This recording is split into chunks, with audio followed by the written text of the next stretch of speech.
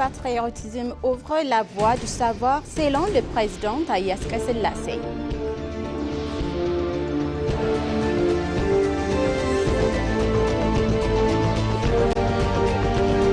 Le vice-premier ministre Tamasgen Tourouneh a inauguré un projet hôtelier en vigueur sur les rives de lac Tana pour un coût de 3,3 milliards d'euros.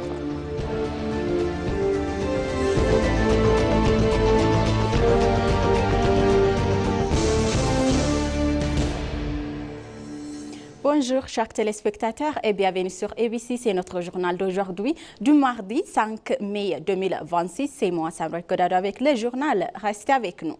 Le 85e anniversaire de la journée des patriotes a été célébré à Addis Ababa en monument commémoral des patriotes d'Arakilo en présence du président Haïlé Selassie.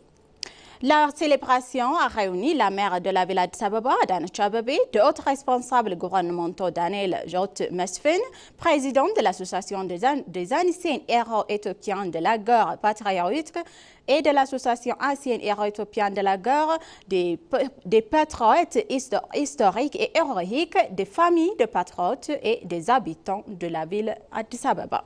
Dans son discours, le président Haïlé Selassie a déclaré que la paix, la liberté, la confiance en soi sont des biens inaliénables que nul ne peut pas nous ravir. Il a expliqué également que l'héroïsme est un don inné, un don fait à la nation. Ils ont souligné également qu'ils sont les patriotes aujourd'hui servant leur pays de leur sauveur et de leur sang, de leurs compétences et de leurs connaissances. Il a également exhorté ceux qui se tiennent engagés sur la voie de la construction et distraction à revenir sur celle du développement en utopie. Il a expliqué qu'une génération qui ne méprise ni le mensonge ni la tromperie, il n'a également détrautera également du patriotisme, affirmant que le patriotisme est guidé par la connaissance. Ils ont également insisté sur le fait que le patriotisme est le fruit d'une confiance inébranlable.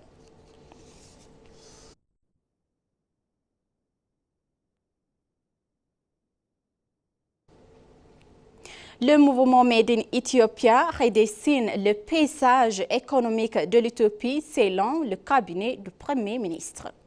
Selon le cabinet du Premier ministre, le mouvement national Made in Ethiopia est en train de redessiner le paysage économique de l'utopie en s'attaquant de manière stratégique à des goals étranglement structurel, profondément enraciné, également généralisé. Dans sa 7 lettre d'information du cabinet, a souligné que ces parcours historiques fondés sur un leadership intégré et des réformes politiques a permis de maintenir la compétitivité du secteur manufacturier et de la propulser vers un nouveau sommet de productivité. En sensibilisant le public et en promouvant une société fière de ses produits nationaux Made in Ethiopia, s'emploie activement à attirer de nombreux investisseurs, à renforcer les échanges de connaissances et de technologies et à développer les liens commerciaux pour les industries manufacturières. L'exposition Made in Ethiopia 2026 qui poursuit des objectifs ambitieux et se distingue d'une édition précédente en accueillant un nombre étudiant, également notamment plus important du secteur de participants et des événements. Ce qui concerne la participation internationale, il s'agit d'un événement historique qui a gagné en ampleur et en diversité par rapport à l'année dernière. Les entités étrangères s'intègrent formellement et présentent leurs dernières technologies.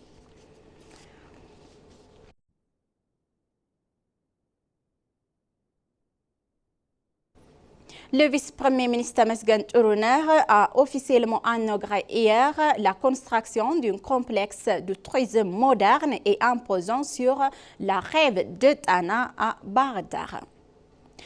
Dans son discours, le vice-premier ministre Tamasgen Tourouneh a déclaré que ce projet en vigueur rehaussera le paysage touristique de la ville et témoignera de la prospérité de l'utopie.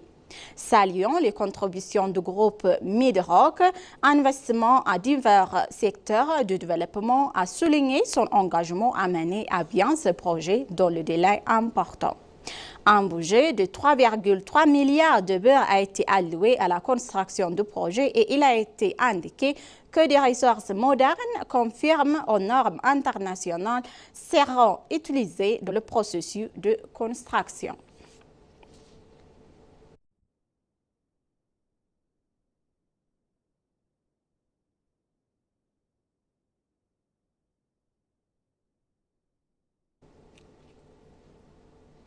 Le programme de l'Mat-Trufat joue un rôle constructif dans la création d'une société physiquement et mentalement saine et en fournissant une nourriture équilibrée aux mères et aux enfants, a déclaré Domekeme Konnen, fondateur et président de la Fondation Adam.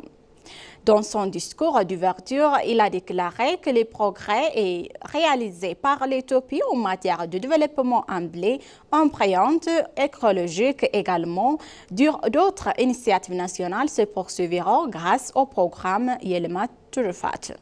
L'ancien vice-premier ministre, fondateur et président de la Fondation Adam, Domekeme Konnen, a déclaré lors d'un entretien avec ENA que la collaboration, l'innovation, l'excellence, l'inclusion et l'attention portée aux enfants sont valeurs fondamentales sur lesquelles repose la Fondation Adam. Il a souligné que les activités menées dans le cadre du programme LMAT Legacy en Éthiopie donnent un résultat promoteur et affirmé que la Fondation travaillera en collaboration avec le gouvernement et ses partenaires. Il a précisé que 80% de développement cérébral d'un individu se poursuit durant les 2 premières années de sa vie et insisté sur l'importance d'y accorder une attention particulière. Domekeme Konnen a déclaré que le gouvernement a réalisé les progrès significatifs pour garantir l'accès à une alimentation narrative en Éthiopie et que pour assurer le succès de ces efforts, il est nécessaire d'exploiter pleinement les ressources nationales grâce à une action conjointe.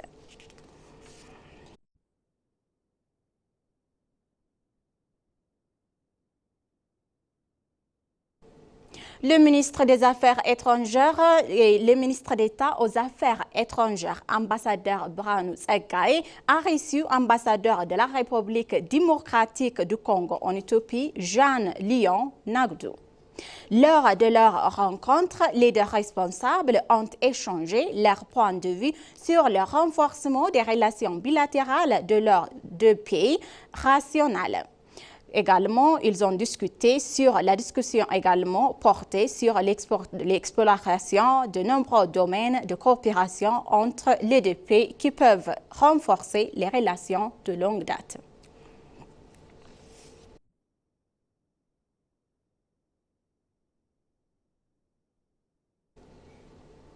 Le comité permanent des affaires étrangères et de la paix de la Chambre de représentants du peuple éthiopien a tenu un débat approfondi sur un nouveau projet de proclamation visant à protéger les infrastructures critiques du pays contre les cyberattaques.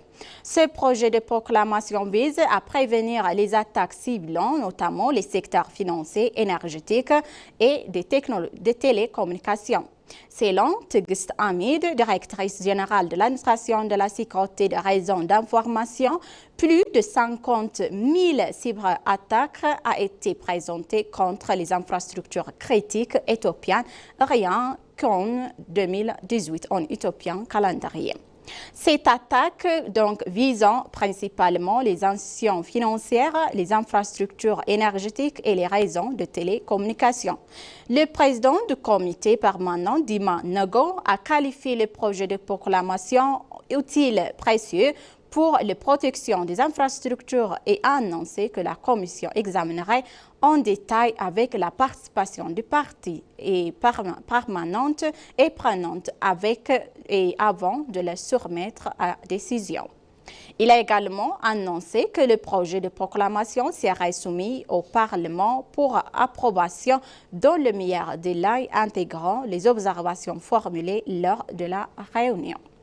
Il a été précisé également que l'existence de ce cadre juridique permettra de légitimer également de consolider les actions préventives menées jusqu'à présent par INSA.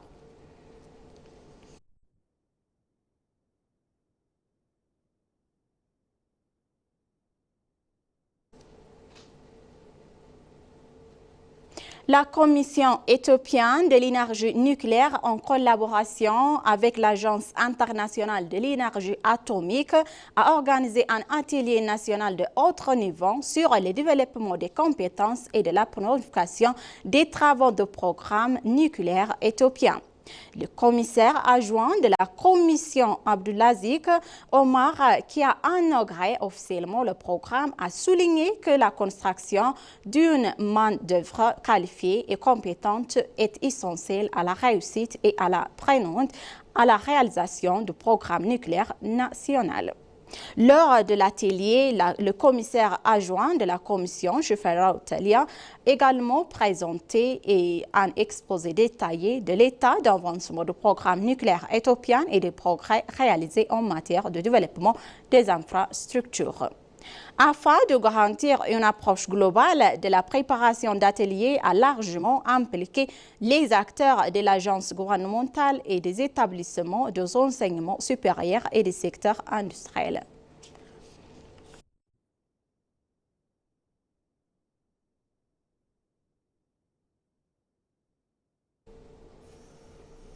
Le système de réponse aux urgences de santé publique de l'Éthiopie a acquis une reconnaissance internationale, a déclaré la ministre de la Santé, Mekdès Daba. À l'occasion, la ministre de la Santé, Mekdès Daba, a affirmé que le système de santé éthiopien produit des résultats concrets en matière de recherche, de surveillance et de réponse aux urgences. Elle a indiqué que grâce à l'élargissement de l'accès aux soins de santé primaire, le nombre d'établissements de santé privés est passé de 7 000 à 32 000 au cours des 8 dernières années. La ministre a expliqué que des initiatives sont en cours pour renforcer les capacités de recherche, comme en témoigne la création récente du laboratoire de recherche en santé de l'Institut de recherche Aramour Hassan. Le professeur Afro Kassou, directeur général de l'Institut de recherche Aramour Hassan, a indiqué qu'en plus de fournir un traitement immédiat contre le virus Marburg, et 16 cliniques avaient été menées pour le vaccin. Il a précisé que cet essai clinique continuerait également de consolider des activités de recherche et permettrait à l'Éthiopie de devenir le deuxième pays après le Rwanda à mener des essais vaccins en situation d'épidémie.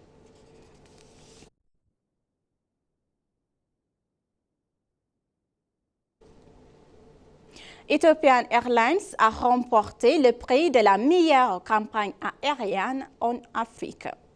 Lors de la Apex Passenger Choice Awards 2026, une destination qui témoigne de la confiance, de la fidélité et des passagers qui continuent de choisir la campagne sur l'ensemble de son réseau mondial. L'Apex Passenger Choice Awards s'appuie sur les avis clientes vérifiées de manière indépendante et résultats étaient entièrement déterminés par les expériences réelles des passagers. Cette distinction constitue ainsi une véritable vote de confiance de la part des voyageurs eux-mêmes. À propos de cette distinction, Mesfin Asso, directeur général du groupe Ethiopian Airlines, a déclaré que le fait que cette reconnaissance vient de nos passagers le rend vraiment spécial. Il a ajouté être nommé meilleure campagne aérienne d'Afrique nous motive à continuer d'élever nos standards et à offrir une expérience à laquelle nos clients peuvent faire confiance et qu'ils apprécient. De son côté, Dr Joey Leader, PDG du groupe Apex, a déclaré que le fait que l'Ethiopian Airlines remporte le prix Apex 2026 de la meilleure campagne aérienne d'Afrique reflète l'avis d'un grand nombre de passagers vérifiés.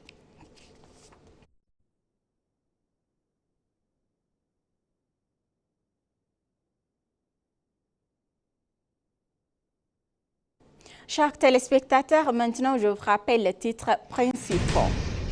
Le patriotisme ouvre la voie de savoir selon le président Taye Asselassie.